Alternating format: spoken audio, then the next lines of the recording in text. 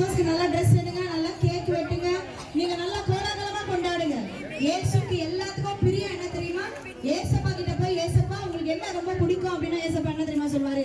மனம் திரும்பி வாழ்றவங்க எனக்கு ரொம்ப பிடிக்கும்னு ஏசப்பா சொல்வாரு.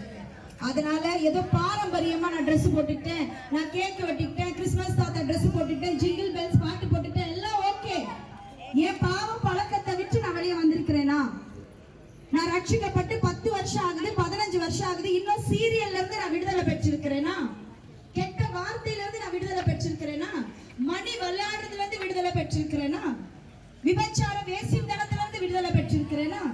திரும்ப சொல்றேன், கண்ணகி நகர் ஜனங்க ஒவ்வொருத்தரையும் பார்த்து சொல்றேன், வானத்தையும் பூமியும் உண்டாக்கின இயேசு கிறிஸ்து உங்களை ரொம்ப அதிகமா நேசிக்கிறார். ஏன்னா அதனாலதான் இப்படிப்பட்ட கூட்டங்களை கர்த்தர் உங்க மத்தியில அனுப்பி கொடுத்துட்டே இருக்கிறார். எங்களுக்கெல்லாம் கண்ணகி நகர் வரணுன்றதெல்லாம் பெரிய இஷ்டம்லாம் இல்லை, நிறைய ஊழியங்கள் எங்களுக்கு அங்க இருக்கு. ஆனாலும் கர்த்தர் திரும்ப திரும்ப கண்ணகி நகருக்கு அனுப்புறதுக்கு காரணம், இங்க யாரோ ஒருவரை கர்த்தர் தெரிந்தெடுக்கும்படியாக ஆசைப்படுறார். அதை யார் ஒருத்தர்ன்றதை நீங்களே டிசைட் பண்ணிக்கணும். அதனால இங்க நிறைய சபைகள் இருக்கு, நிறைய ஊழியர்கள் இருக்கிறாங்க.